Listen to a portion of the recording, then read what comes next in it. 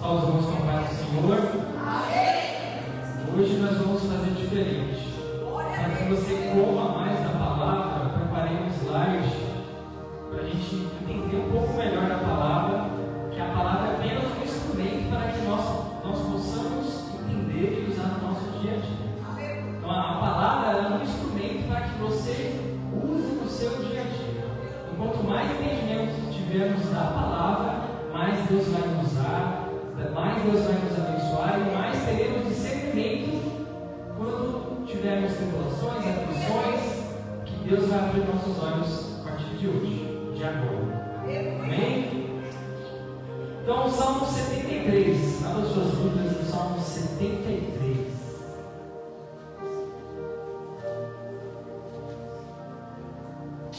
O que diz o Salmo 73? O tema da mensagem de hoje é a justiça de Deus. Deus é injusto? Não. Deus faz certo, coisa certa e quer a justiça dos seus filhos também. Aleluia. Salmo 73 diz assim, olha os 3 primeiros versos do Salmo 73. O título diz assim: a prosperidade dos ímpios faz duvidar a justiça de Deus, mas a fim deles a demonstrar. Salmo de Asaf diz assim: verdadeiramente bom é Deus para com Israel, para com os limpos de coração. Quanto a mim, os meus pés quase se desviaram, pouco faltou para que eu escorregasse os meus passos, pois eu tinha inveja dos soberbos ao ver a prosperidade dos ímpios. Amém? Podemos sentar. Aleluia. Baixa só um pouquinho para mim, meus Deus. O que eu vou explanar aqui para vocês, para que vocês tenham entendimento? Vou explicar para vocês quem foi Asaf. Temos salmos de Davi, tem muitos salmos de Asaf, e vou explicar quem foi Asaf para você entender. As lições contidas no Salmo 73, o alerta que ele faz sobre a inveja e comparação. Na Bíblia, quem cometeu esse ato de inveja, como questões emocionais influenciam você no seu corpo. Uma mensagem em Provérbios 14, o que está te afastando de Deus, vou falar em Coríntios, e o que fazer em Salmo 136. Eu vou ser bem breve para não ser muito extenso, mas eu quero que vocês prestem atenção e guardem muito bem a mensagem. Vamos lá. Quem foi Asaf no Salmo 73? Asaf, ele era um levita de Davi. Qual era a função dele? Era guardar a casa do Senhor, orar para o Senhor, guiar o povo para o Senhor. Então Asaf é um levita do Antigo Testamento. Foi um talentoso músico, líder do coro do templo de Davi, autor de 12 salmos. Em 1 Crônicas 6:39, Asaf diz que ele era o filho de Berequias, filho de Simeia. Então ele já foi um homem consagrado ao Senhor. E o que nós temos de problema aqui no Salmo 73? Problemática. No 1 e no 2 ele diz: verdadeiramente bom é Deus para com Israel, para com os limpos de coração. Os limpos de coração Deus contempla. Quanto a mim, os meus pés quase se desviaram, pouco faltou para que eu escorregasse os meus passos. Ou seja, o homem do Senhor, o homem de Deus, que estava na presença do Senhor, ele quase caiu. Mas por que ele quase caiu? Porque ele fez uma coisa que ninguém está livre. É a coisa chamada comparação. Nós vemos em sociedade, muitas das vezes nós comparamos um com o outro, vemos o que um tem, o que o outro não tem, e isso causa uma coisa dentro de você chamada inveja. Por que ele tem e eu não tenho? E aí nesse salmo ele explica exatamente por isso. O homem que era consagrado ao Senhor, até ele quase caiu, quase tropeçou seus pés e caiu. Qual é o alerta para nós nessa manhã? Para nós que nós viemos vigiar.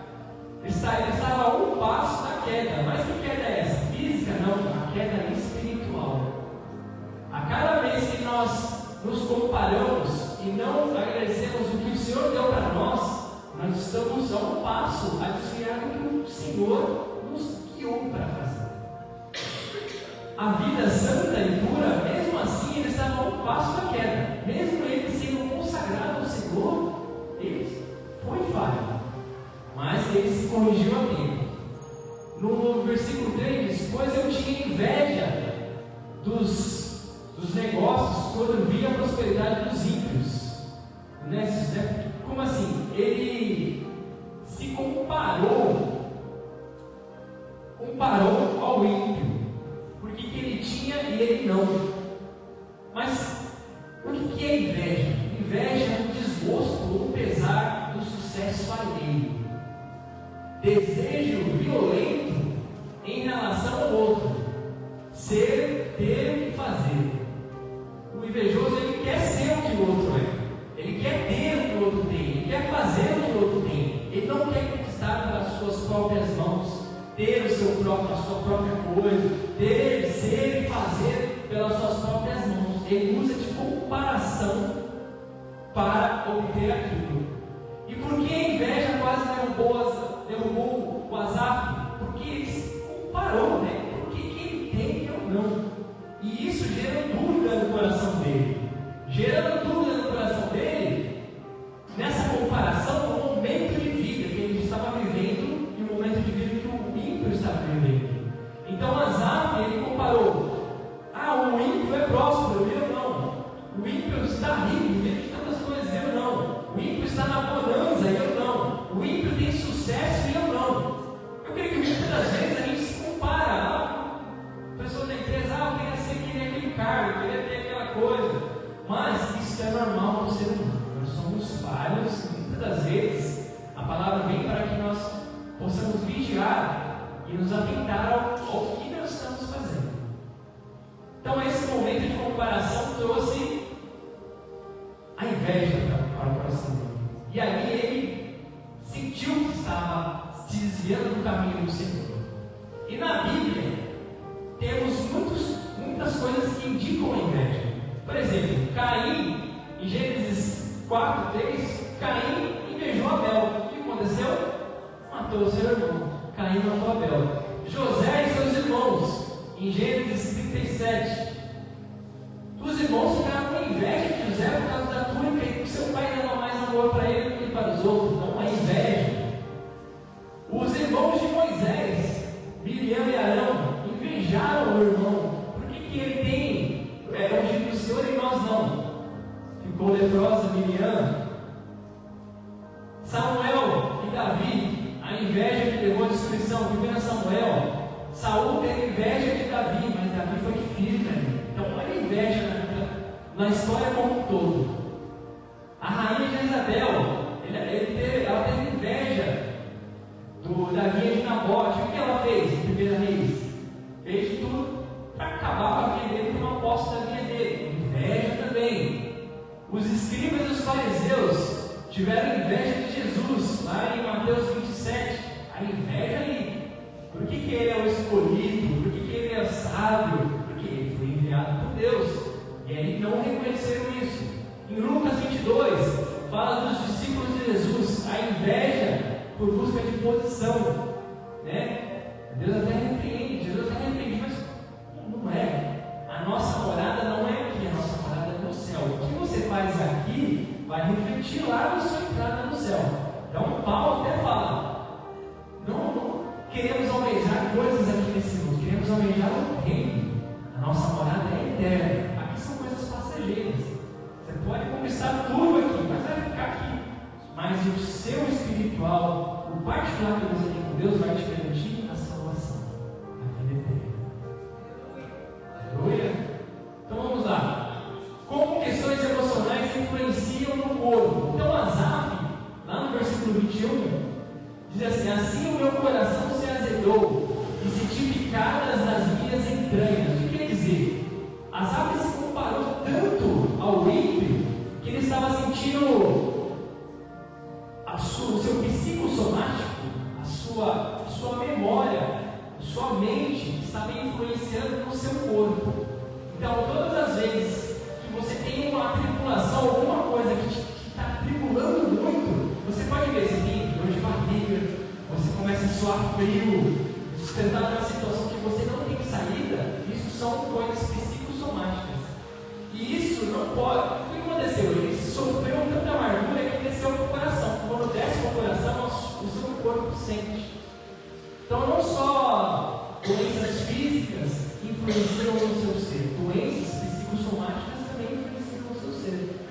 Em Provérbios 17:22 diz assim: o coração alegre é bom remédio, para o espírito abatido consome as forças. Então, ou seja, o espírito que está abatido, ele vai consumir as suas forças. Por isso que o Senhor fala que você tem que alegrar o seu coração todos os dias e ser grato, que a gratidão em si a Deus vai fazer mudar os seus pensamentos ruins. Aquilo que você sofreu perseguição, o fulano de Deus está me enchendo o saco, estou sendo caluniado, tenho conta para pagar. Se você pegar todos esses problemas e interiorizar em você e descer para o seu coração, você vai se tornar uma pessoa amarga. Você não vai acreditar mais no que Deus tem promessa para você. Então, esse salmo fala o quê? Nós devemos se alegrar no Senhor, porque Ele é o nosso remédio para a nossa alma. Ele é o remédio para a sua vida, é o seu remédio para quem está ao seu redor, para a sua família, para você. Então, a cura que você precisa também é uma cura espiritual, porque aquele que não vigia no seu espírito está fadado a cair, a não procurar mais Deus, a não vir mais para a igreja para ouvir a palavra. Não que a palavra vai te salvar, o que vai te salvar é sua devocional diária. Mas a fé vem pelo ouvir a palavra do Senhor. A palavra diz: quem deu ouvido, que o Espírito diz às igrejas, para que fortaleça o seu espírito. João 3 diz que o Senhor é Espírito, e aquele que está em Espírito está nele. Aleluia! Como a questão emocional influencia no corpo? A amargura da alma, o corpo sofre. Provérbios 14:30 fala que o coração em paz dá vida ao corpo, mas a inveja apodrece os ossos. O coração em paz dá vida ao corpo. Por isso que nós falamos a paz do Senhor Jesus, que a paz interiorize em você, que o Senhor Jesus ele te renove da cabeça aos pés, porque quem tem a paz do Senhor tem tudo. Amém? E aí uma pergunta para refletirmos. Vamos para casa, vamos refletir o que essas perguntas aqui, um momento de reflexão. O que está dominando você? Aleluia. Você está usando de momento de comparação com o outro? O que está estragando a sua vida? Você tem que ter um momento de auto-reflexão. Olha, isso está me levando à ruína. Para você não cometer aquilo novamente. O que está afastando você de Deus? Eu não faço devocional, eu não leio a Bíblia, eu como só para ouvir a palavra, depois eu esqueço, não estou guardando. O que está me enganando? Porque eu ficava muito na internet, passando todos os meus dias e esquecendo de guardar a palavra de Deus no meu coração. Dessa forma, Deus não vai falar com você. Quando você tiver a oportunidade, você vai estar vazio. Muitas das vezes, quando Deus fala uma palavra e você se quebranta tanto, é porque você está vazio do devocional que você deveria ter. Uma gota da palavra do Senhor te faz transbordar um tanto que você fala: como é que está a sua vida espiritual? Nós devemos todo dia abastecer a nossa vida espiritual para que nós possamos nos conectar mais com o Senhor e não sofrer com a adversidade do mundo e momentos de comparação com o outro que não devemos nos comparar. Amém?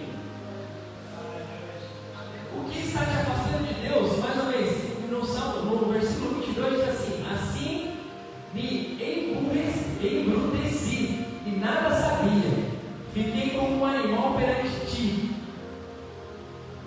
O que ele está querendo dizer? A atitude de animal não racional, ou seja, ele ficou tão cego de comparação com o outro, que ele mesmo fala assim: me embruteci.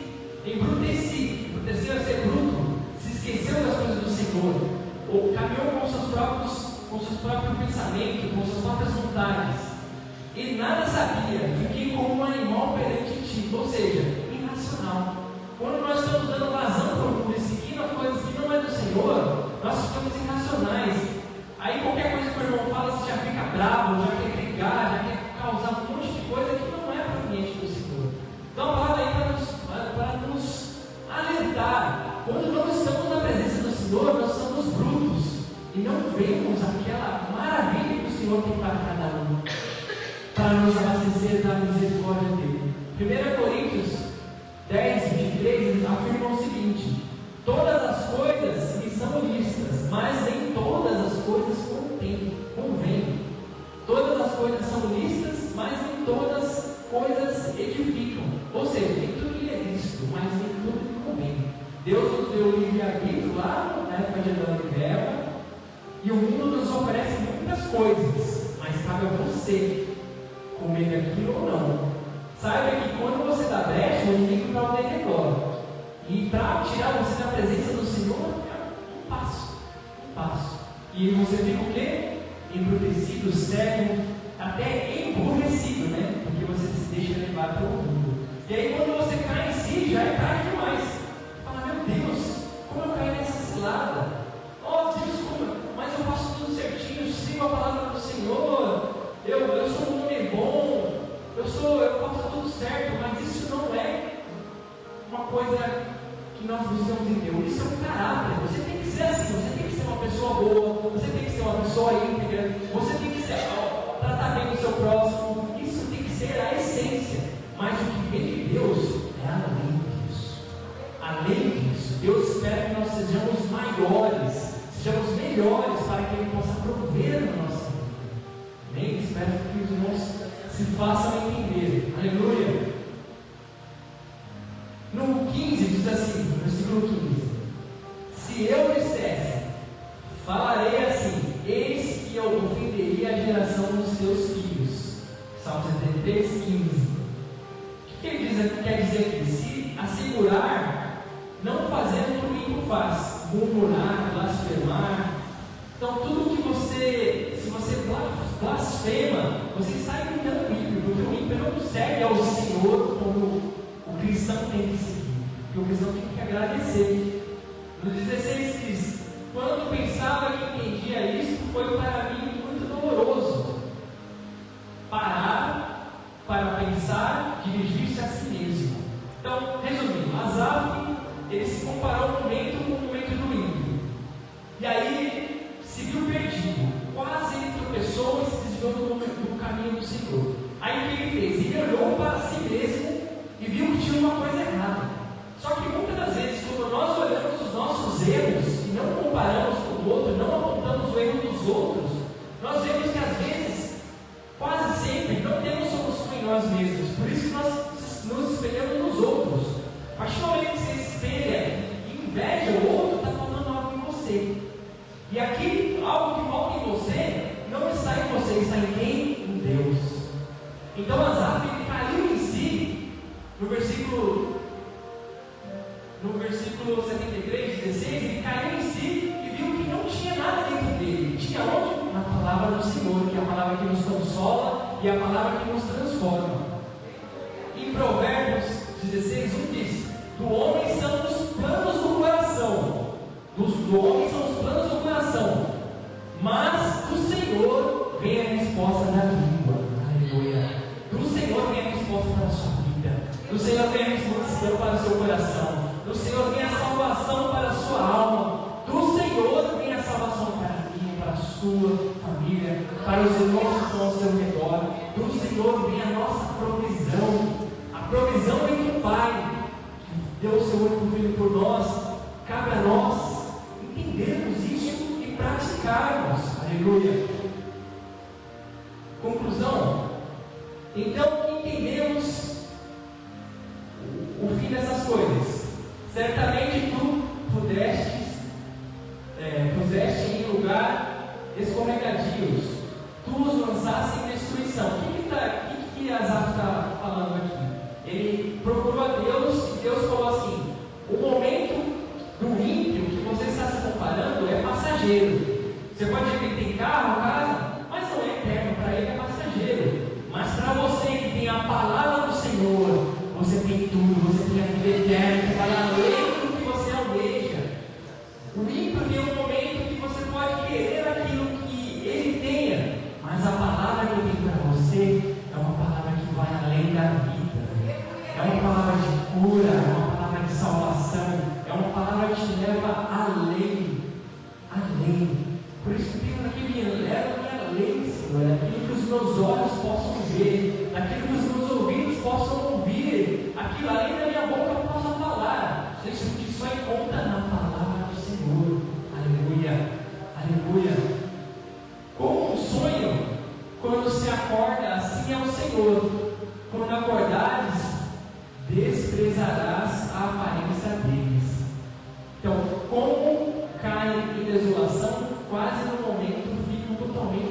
consumidos de terrores. Ou seja, o ímpio está fadado ao fracasso. Por quê? Por mais que ele viva e tenha um momento ali de bolando e tal, não é para sempre. Parece que ele pode estar muito caído. Assim como nós somos fadados a estar bem e a estar mal. O nosso problema é que nós não somos constantes. O ser humano é inconstante. Você está constante todo momento da sua vida? Não está. Então, o momento que você cair, se você estiver com Deus, Ele te levanta mais alto. E o momento que você cai, você aprende mais, dá um passo maior para que Ele te leve às alturas. E o ímpio não, quando ele cai, ele não levanta. Quando de comparação, tem que falar quantas pessoas que já estiveram na presença do Senhor e caíram e não conseguiram se levantar. Por que não conseguiu se levantar? Porque não tinham mais força, porque a sua alma desfaleceu. Em Salomão, em Provérbios 18 fala que o sustento da alma, o Senhor é o sustento da nossa alma. A partir do momento que a nossa alma vai bem, o nosso corpo todo vai bem. E quando a alma desfalece, tudo desfalece. E aí quando nós estamos fadados ao fracasso, não é quando nós desfalecemos, não. É quando nós não estamos aptos a dar mais um passo, a buscar a palavra do Senhor, a ir para a igreja. Aí nós estamos fadados ao fracasso. Ao fracasso que? O fracasso da alma. Porque quem não tem Deus não tem nada. Mas quem tem Deus, Ele fortalece a cada dia. Através da experiência do irmão, através de uma palavra de ânimo, através de um fortalecimento, através de um louvor. Se eu ouvo o louvor e falo, nossa, Senhor, é isso mesmo que eu mesmo, é estar contigo na glória, mas o Senhor me fortalece só um pouquinho mais. Me dá ânimo, me dá força.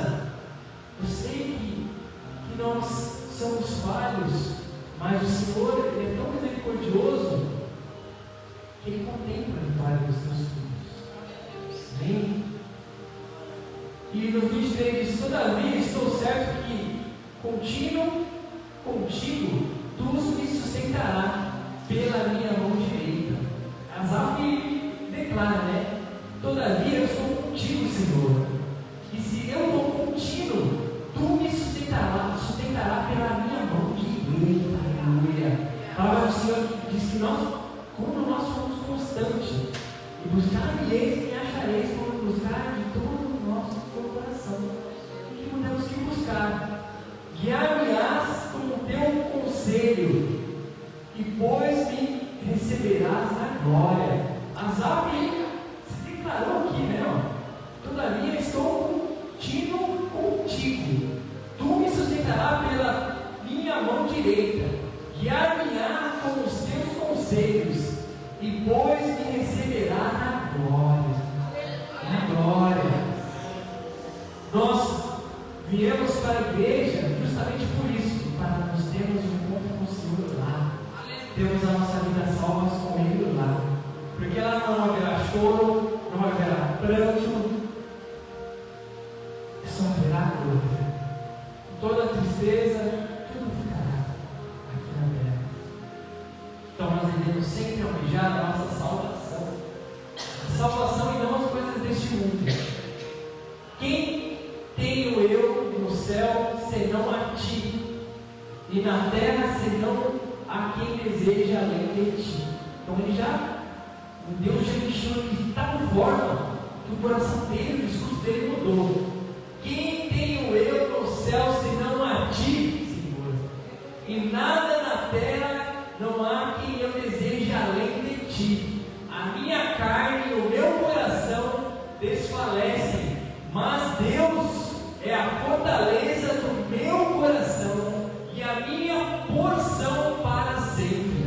Pois eis que, se a longo de ti, perceberão que tu tens destruído todos aqueles que se desviam de ti.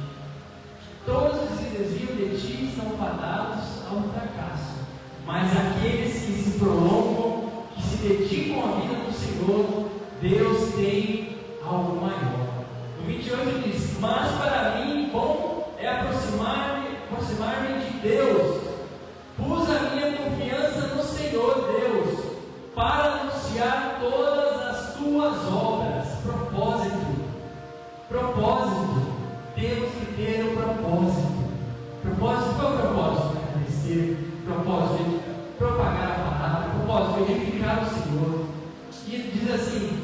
Salmo 73:1. Verdadeiramente bom é Deus para com Israel, para com os limpos de coração. Ele começa com isso, que verdadeiramente bom é Deus, e o desfecho dele é o próprio versículo 1 que ele começa falando.